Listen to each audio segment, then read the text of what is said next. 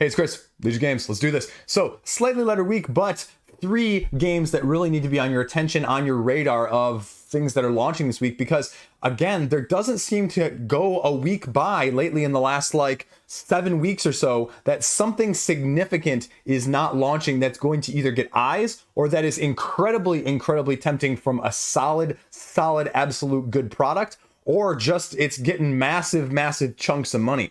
And this week could potentially have a little bit of all 3, which is why it's very interesting before we even get into the following week, which is also going to have a couple larger ones as well. So without further ado, do the YouTube thing. If you like it, let me know below. Let me know what you want to see. And I'm trying things out slightly differently. Hopefully we'll have a new thing out in the next week or so. That's it. That's all you need to know. Let's go right into it though.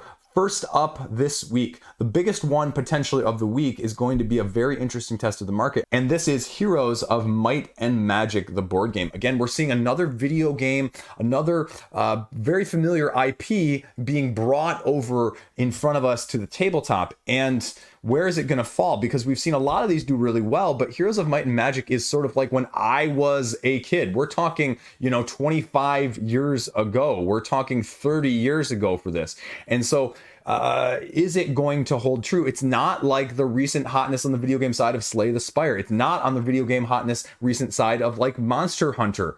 And so what is that going to do? How is it going to port over? We're going to see what this miniature based game is going to look like, because that was the other thing where it's all of a sudden, going to be pricing people out with the comparative nature, and you're going to get people, but are you going to lose people as well because you're doing it that route? Because originally when it was announced this time last year, or even at the very beginning of 2022, it was looking like it was going to be more standees. Now this is also from Archon Studio, whose track record has been a bit up and down as well. They say this is going to be for 1 to 3 players. Very interesting player count there in this fantasy universe. But the always divisive thing from my perspective as well is they're doing competitive, cooperative, and solo. Do you really need all 3? How are you going to be doing all 3 in that sense? How well is it actually going to work? Different scenarios, different victory conditions, maps to explore, locations, epic battles. All battles, they say, are also going to be on a separate board. Interesting. Okay. Need to see more. The other crazy thing, if you go over to the Board Game Geek forums, which I did for filming this video, is they have 3 expansions announced already. When I was mentioning price point, pricing people out, right? That's not insignificant. And if you go over to Archon's website even, they have a lot of information about the game. The Board Game Geek forums has a fair amount, not a ton, but it has, a smattering of here and there. There's a few smatterings of videos as well from On Your Table, from over in Europe, that YouTube channel. So you can get a little bit of a taste of what it's going to look like. And again, this is one where I'm going to have to dig heavy into the rule book to see what it's offering, how is it offering things, what's making it unique, what's making it different, and why should you get it besides nostalgia? Because nostalgia is a powerful drug, but it doesn't always lead to the best crowdfunding purchases, as I have experienced firsthand. It's launching on the 15th, so we're going to see where it goes from that aspect. The other big one that we're going to see sort of the test of the market from Kids Table Board Games, and you may remember this as their previous game, is Creature Comforts. Now we're getting sort of a different game, a different mechanistic style in the same universe of Maple Valley. Now, Maple Valley is slightly different because what you're doing here, again, 1 to 5 players, it's a little bit more of a family style hand management set collection game where you're going to be traveling, finding friends and allies, and celebrating by basically cleaning up the woods, right? Climbing, swinging, digging your way across, finding ingredients to make recipes and grow your team. This is not Creature Comforts though. There's no dice. This isn't worker placement. So it's, again, different mechanistically speaking. And there's enough information. There's a few videos out. I think there's a couple playthroughs out there as well already. And so if you want to get a better sense of it, and Kids Table Board Games has really done a good product lately in terms of Creature Comforts. I'm still waiting for my Power Plants, which is also super well I'm thinking going to be thought of, and they made both of them relatively worthwhile. Now the Creature Comforts is more from the deluxification. Power Plants offered a significant additional amount of gameplay, and so this is sort of my vibe. This is sort of my style of game in terms of heaviness, just like with the length and the fit to print from this past week. this is my ilk. And so this one is going to be probably the hardest look-see for me personally of this week from that standpoint. And that's why I'm so intrigued, because of their pedigree, because of the weight, because of the fit. This is why it's going to have a sort of a cross genres, cross gamer types interested. And that's what Creature Comforts did. And that's very similar to what Flamecraft did. And I think that gives me similar vibes to both of those in this case. And that's why I think it should be on your radar. Now, the third one that's going to be a sleeper hit, because it was a sleeper hit, and then on the secondary market, it was massive, especially from solo players, is Dark Venture. They're doing a reprint, and I think they're having a little bit of new content with a new expansion as well. And there's a couple expansions already out already. This is a 1 to 4 player, post-apocalyptic, more like Dungeon Degenerates style vibe art. And it's a story-based adventure card game where you're dystopian future and you're trying to gather locations, items, and character cards, playing them by spending your action points as you move across with some heavy dice rolling as well. Competitive, cooperative, and solo in addition, just like earlier. And from Gilded Skull, this one really was not available on the secondary market whatsoever. They're giving updated rules, updated gameplay, updated exploration, as well as just a better FAQ. There's going to be a new pit arena expansion and a new mini expansion featuring a new character and some minions that you maybe have previously seen as enemies, now allies. So it's got a completely different vibe. It's got a very unique system, but I played it through once and I was like, hey, this isn't for me. It's more of a solo game, especially if you're looking at it from that aspect of things. I'd say that's probably where it shines the best. If you look across those forums, that's where a lot of the people picking it up in the secondary market were picking it up for. And so it's going to be an interesting test, because it really only got like, I think like $50,000-$60,000 the first time around, maybe a little more, I can't remember exactly, but that's why it's interesting the second time around to see what sort of support it gets now with a 2.0 version with a little bit more content. So that's also launching on the 15th. Again, I told you this was a light week. The first one up here is probably going to get the most recognition. It's going to be an interesting test of the social deduction market, because it's another werewolf game, Werewolf the Apocalypse, Retaliation from Flyhouse Games. And this is more of a dark role-playing board game set in the world of darkness, which is what it's known as, and branching scenarios, combat, mesmerizing investigations per the board game description, minis, and it's going to have more of a role-playing experience. So we're going to kind of see, again, how this one differs and how this one sort of gives us a different vibe. I thought this was more like social deduction, but clearly it's a little bit more than that. And this is going to be for people who got the previous chapters game. There's going to be a full scenario linking both games, book list, items, everything else along those lines.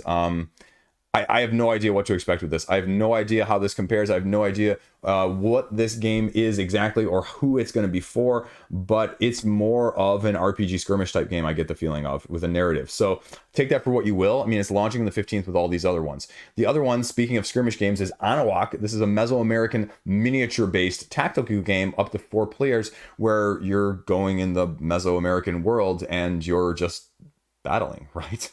Siege cities, protect temples, invoke creatures of old, and you are potentially getting a 2-player starter set, 3 tutorial tournaments of 5 battles each that you can kind of do, and sort of learning the rules as you go. And as you advance, you can sort of grow your army size and play bigger battles.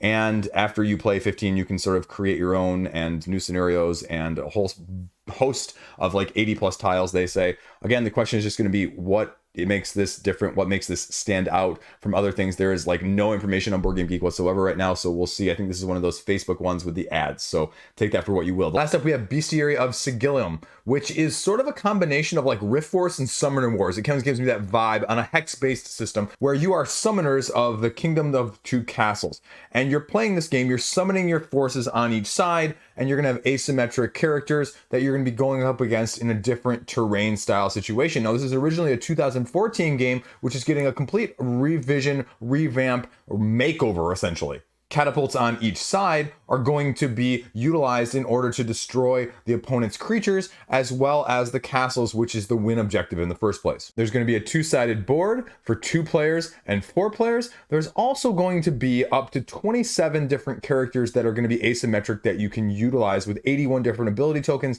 and then terrain tokens on top of that. And so it's going to be an interesting test of the market because this is another skirmish style, very tactically heavy game. If you have any interest in this whatsoever at all, go follow it because you're going to get a free neoprene mat for the game as one of the people following it prior to the launch. The question always is, why get this one? And they sort of have this very unique time dial, which is going to track your ability tokens that are corresponding to the characters that you're using, and that's going to basically be your refresh of when you can be able to use said abilities again. 3 different stats, different sizes of different classes, a 2x2 crossing grid board where you're going to be trying to go head to head. The rulebook is already on the GameFound page as well. It's got a very interesting setup, very interesting dynamics. It definitely has a little bit of a different vibe.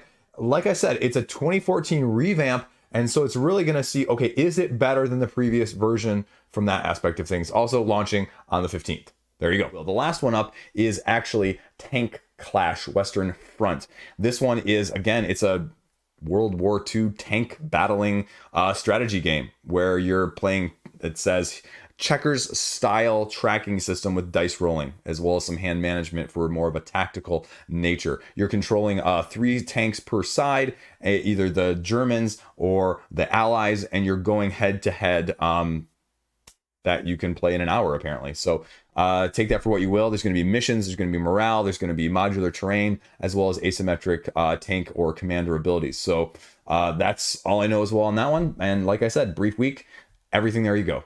That's it. I mean, that's really it for right now. I have a bunch of stuff I got to get played. I have a bunch of stuff that needs to get played. I got to get this played. I got to get this played. I should put out a review eventually for this. I got a couple things down here, like this one, That Time You Killed Me. I have Endless Winter. So I have, I picked up a copy of Dwellings of Elderville. I ordered the second printing and it came a couple weeks ago. Anyway, but so I've got things like that are just sitting in the, queue, if you will. And so I've also got sitting right here behind the computer, I've got a copy of Tabriz, which I'm either going to be filming either right after I do this or tomorrow. So my thoughts on Tabriz as it sort of winds down, my thoughts on Role Player Adventures with the new stuff as well. Hopefully both of those reviews this week. I have Die of the Dead that I have to get out still too. That's pending. I have Battle for Paternia sitting in the queue. I have too much stuff that I just need to do. And like I said, I wasn't feeling yesterday. I said in the video at the end of the roundup, I really haven't been filming a whole lot this week. I just wasn't feeling it. I'm working 8 days in a row, and then I'm gonna have a few days off. So it's gonna be one of those. And the 2-year-old totally tuckered me out last weekend, right? Like it was supposed to be days off and 100 hours plus of solo parenting.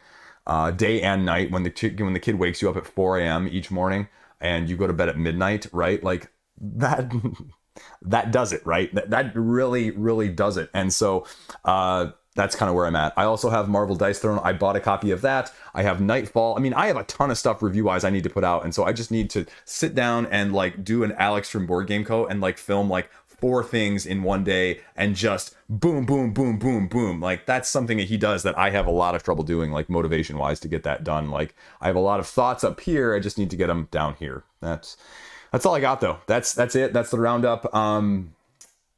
Yeah.